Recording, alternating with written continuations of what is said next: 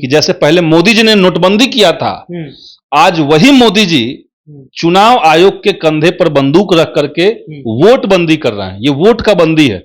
गरीबों की प्रासंगिकता खत्म हो जाएगी। कल के डेट में कोई नेता गरीब के टोला में जाएगा नहीं। उनको लग जाएगा भाई यहां तो वोट ही नहीं है, इंसान किसी का तो नाम ही नहीं है। सरकार कल के डेट में उनके लिए कोई योजना नहीं देगी। तो ये बहुत बड़ी साजिश है।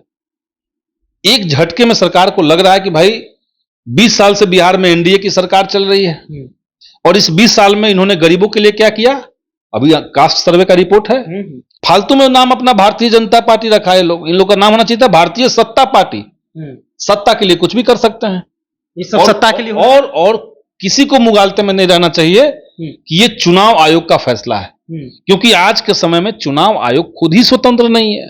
बिहार में जो 8 करोड़ मतदाता हैं उसके बीच से कम 2 करोड़ लोगों का नाम काटने की साजिश है। जो प्रवासी मजदूर हैं, जो बाहर कारखाने में काम कर रहे हैं, जो पंजाब में खेतों में मजदूरी करने गए हैं, धान बोने गए हैं बिहार से लोग, वो लोग 1 महीने के अंदर वहां से आ जाएंगे, आकर के अपना कागज तलाश लेंगे या कागज बनवा लेंगे और जमा कर देंगे। ये संभव है। ये समय भी जो 1 महीना चुना गया है, ये एक इलाके में सुखाड़ की स्थिति रहेगी, एक हिस्से में बाढ़ की स्थिति रहेगी। इस बाढ़ में लोगों का घर नहीं बच पा रहा है, कागज बचा लेंगे। वो मजाक चल रहा है बिहार के अंदर। और पूरे देश की जनता इसको देख रही है कि कैसे एक राज्य के अंदर बीजेपी चुनाव जीतने के उद्देश्य से लोकतंत्र की हत्या करने पर आमादा है। बिहार के तमाम मतदाताओं से नागरिकता का प्रूफ मांग रही है, सबूत मांग रही है। और जो सबूत नहीं दे पाएंगे, जैसे वो तबका जो बिहार के गरीब दलित हैं, जिनके पास अपना घर ही नहीं है, जो चाट पर कहीं सड़क के किनारे चाट पर झोपड़ी डाल करके रह रहे हैं, जो भूमिहीन लोग हैं, जो गरीब लोग हैं, जो दलित समुदाय के लोग हैं, जो मुसहरी में रहने वाले लोग हैं, उनके पास इस देश ने क्या दिया है आज तक? एक ही चीज दिया है। बाबा साहब भीमराव अंबेडकर के माध्यम से, संविधान के माध्यम से उनको चुनाव में मत देने का अधिकार दिया था। कह रहा है कि 34% गरीब ऐसे बिहार में हैं, 34% परिवार ऐसे बिहार में हैं जिनकी मासिक आमदनी 6,000 से कम है। अब 6,000 से कम मासिक आमदनी में कोई परिवार चल रहा है, आदमी की बात नहीं कर रहे, परिवार चल रहा है, तो वो तबका तो सरकार से नाराज है। और वो 34% है, यानी 1/3 से ज्यादा। जो प्रवासी मजदूर हैं, जो बाहर कमाने गए हैं, उनको लग रहा है कि बिहार में रोजगार का कोई माध्यम नहीं है, हमें बाहर धक्के खाने के लिए भेज दिया गया है। चुनाव आयोग वोटर लिस्ट पुनरीक्षण का कार्य जो है वो करवा रही है, जिसको लेकर के देखिए बिहार में इसको लेकर के सियासी तेज हो गए हैं। महागठबंधन के लोग 9 तारीख को जो है वो सड़क पे उतरने वाले हैं, चक्का जाम करने वाले हैं। एक तरफ बात करें तो केंद्र में विपक्ष के नेता राहुल गांधी की भी आने की सूचना है। इन्हीं तमाम मुद्दे पर बातचीत करने के लिए हमारे साथ माली विधायक संदीप सौरभ जी है। संदीप जी, 9 तारीख को आप लोग उतर रहे हैं, चक्का जाम करेंगे, लेकिन पुनरीक्षण का कार्य अगर हो रहा है, अगर पुनरीक्षण हो रहा है तो इसमें सहयोग करने की जरूरत है चुनाव आयोग को। नहीं, हम लोग तो देश में कोई भी लोकतांत्रिक कार्य अगर चल रहा है, संवैधानिक कार्य चल रहा है, तो महागठबंधन तो उसके पक्ष में है। लेकिन ये जो विशेष सघन पुनरीक्षण के नाम पे हो रहा है, ये असल में बिहार में जो 8 करोड़ मतदाता हैं उसके बीच से कम 2 करोड़ लोगों का नाम काटने की साजिश है। ये साजिश, ये मैं क्यों कह रहा हूं? क्योंकि आप समझिए कि अचानक से जब चुनाव का मुश्किल से 2.5-3 महीना बचा हुआ है, चुनाव आयोग ने कहा कि 1 महीने के भीतर हम अपने सारे वॉलंटियर्स को ट्रेंड भी कर देंगे, उनको फॉर्म का प्रिंट आउट दे देंगे, वो अपने गांव में जाकर के लोगों को बांटेंगे। उसके बाद जनता अपना डॉक्यूमेंट इकट्ठा करेगी और जितना जनता का डॉक्यूमेंट आएगा उनका नाम ही केवल मतदाता सूची में जोड़ा जाएगा, सबका कट जाएगा, यानी पहले 0 कर देंगे। आज के डेट में जैसे बिहार में मतदाताओं की संख्या कितनी है? 0, क्योंकि जो लोग डॉक्यूमेंट देगा अब वही इन करेंगे। और डॉक्यूमेंट के नाम पे क्या मांगा जा रहा है?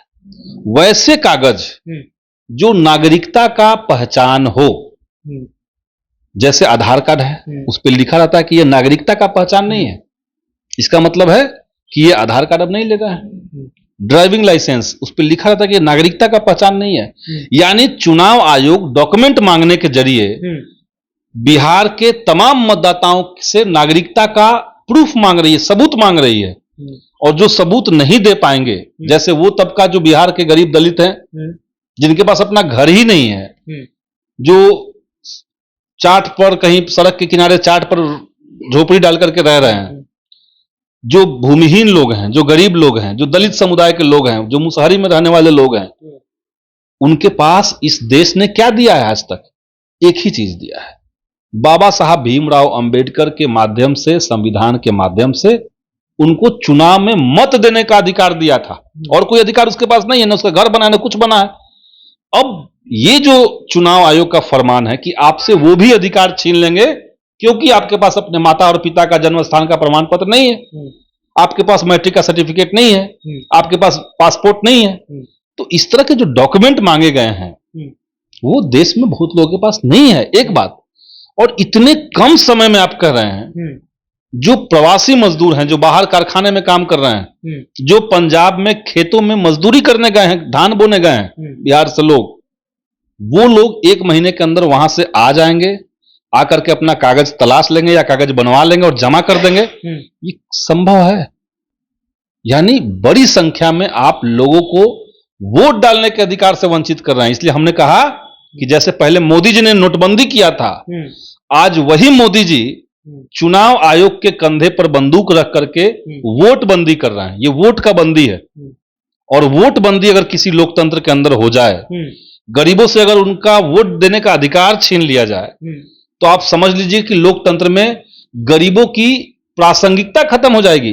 कल के डेट में कोई नेता गरीब के टोला में जाएगा नहीं, उनको लग जाएगा भाई यहां तो वोट ही नहीं है, इंसान किसी का तो नाम ही नहीं है, सरकार कल के डेट में उनके लिए कोई योजना नहीं देगी। तो ये बहुत बड़ी साजिश है।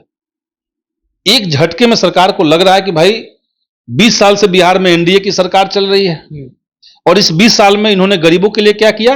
अभी कास्ट सर्वे का रिपोर्ट है, कह रहा है कि 34% गरीब ऐसे बिहार में हैं, 34% परिवार ऐसे बिहार में हैं जिनकी मासिक आमदनी 6,000 से कम है। अब 6,000 से कम मासिक आमदनी में कोई परिवार चल रहा है, आदमी की बात नहीं कर रहे, परिवार चल रहा है, तो वो तबका तो सरकार से नाराज है, और वो 34% है, यानी 1/3 से ज्यादा है। जो प्रवासी मजदूर हैं, जो बाहर कमाने गए हैं, उनको लग रहा है कि बिहार में रोजगार का कोई माध्यम नहीं है, हमें बाहर धक्के खाने के लिए भेज दिया गया है। तो जो तबका नाराज है, बीजेपी और जदयू को लग रहा है कि ये तबका हमें वोट नहीं दे सकता है, उस तबके का नाम आप काट देंगे चुनाव आयोग से। कल होकर के फिर कोई तबका आपसे नाराज हो जाएगा, उसका नाम फिर काट देंगे, तो ये लोकतंत्र बचेगा कहां से? तो समझिए कि ये भारत के संविधान के ऊपर, जो संविधान कहता है कि जनता तय करेगी कि सरकार कौन है, कौन सरकार होगा, ये जनता तय करेगी। अब उसको सर के बल खड़ा कर दिया, उल्टा आपने कर दिया।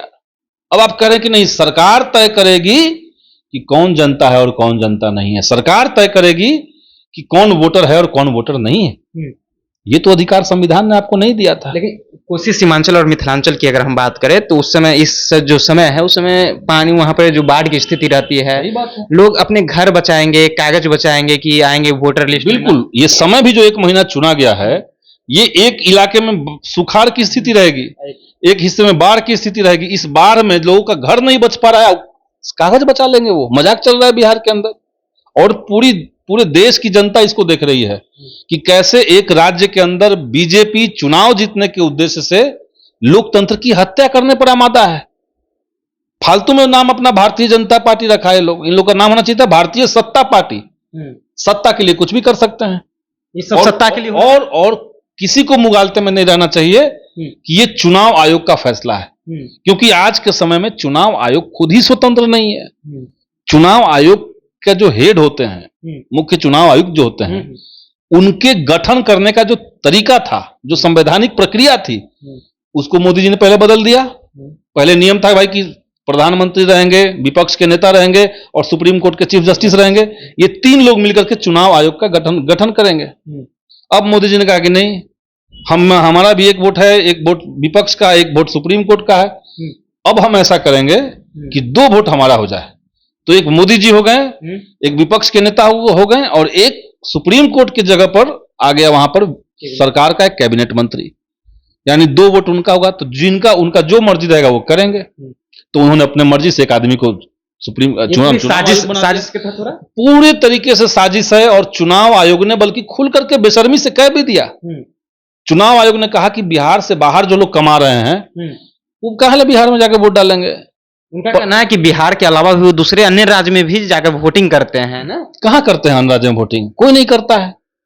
वहां जब उनका वोटर लिस्ट में नाम नहीं है, कहां से वो वहां वोट करेगा? उनका वोटर लिस्ट में नाम उनके गांव में है, उनका खेती बाड़ी, उनका घर द्वार, उनका परिवार समाज सब गांव में है, उनके सगे संबंधी गांव में है। तो लोग अपना सगे संबंधियों के पास जाकर के अपना बात कहेंगे, अपना वोट डालेंगे वहां पर। अब चुनाव आयोग बेशर्मी से ये बात कह रही है, चुनाव आयोग खुल करके भाजपा सरकार की दलाली कर रही है। और कई लोगों ने ठीक ही कहा है कि फिर चुनाव आयोग को अलग से दफ्तर बनाने की क्या जरूरत है? भाजपा के ऑफिस में बैठा टेंट लगा कर बैठ जाए उसी में, और जनता फिर चुनाव आयोग से क्यों बात करेगी? इसीलिए जो हमारा कल का चक्का जाम है वो केवल चुनाव आयोग के मामले पे नहीं है। हम लोग जान रहे हैं कि इस पूरे षड्यंत्र के पीछे कौन व्यक्ति खड़ा है, कौन सी पार्टी खड़ी है और किस उद्देश्य से खड़ी है। वो भाजपा है, वो एनडीए है। और सबसे बेशर्मी की बात है कि जिस तबके के साथ को जोड़ करके एनडीए के लोग, चाहे वो जीतन राम मांझी हो, चाहे चिराग पासवान हो, जिस तबके को अपना वोट का आधार बनाते थे, आज उसी तबके का संवैधानिक अधिकार छीना जा रहा है और ये लोग चुप हैं। अब दलित की बात कर रहे हैं, दलित की हम बात कर रहे हैं, हम माझी समाज की बात कर रहे हैं, मुसहर जाति की बात कर रहे हैं। कितने कितने मुसहर टोली में लोगों के पास कागज मिल जाएगा? क्यों जीतन राम मांझी चुप बैठे हुए हैं? कितने दलित समुदाय के अंदर, पासवान जाति के भीतर जो गांव के गरीब लोग होते हैं, उनके अंदर कितने लोगों के पास कागज बच जाएगा? क्यों चिराग पासवान चुप है? क्योंकि कहीं ना कहीं ये सब लोग भाजपा के साथ उस षड्यंत्र में पार्टी बने हुए हैं, उसका हिस्सा बने हुए हैं। इसीलिए कल बड़े पैमाने पर बिहार में बंदी करेंगे हम लोग, और ये बंदी ऐतिहासिक होने जा रहा है। और इसके बाद भी अगर चुनाव आयोग और भाजपा नहीं समझती है तो लड़ाई बहुत आगे चलेगी। चलिए, तो लड़ाई जो है ये बहुत आगे तक चली जाएगी। देखिए, अब जो है चुनाव आयोग की अलग दफ्तर खोलने की कोई जरूरत नहीं, वो भाजपा कार्यालय में कैंप डाल करके काम कर सकते। देखिए, कई तरह के आरोप लगे हैं कि चुनाव आयोग बीजेपी के इशारों पर काम कर रहे हैं, ये षड्यंत्र है पूरा। जिस तरह से गरीब को जो है अधिकार मिला है एक वोट का, वो भी छीनने का काम किया जा रहा है। देखिए, संदीप सौरभ जी हमारे साथ बातचीत कर रहे थे। फिलहाल इसमें आपकी क्या राय है, अपनी राय नीचे कमेंट बॉक्स में रखिएगा। आप जनता जंक्शन देख रहे थे, बहुत बहुत धन्यवाद।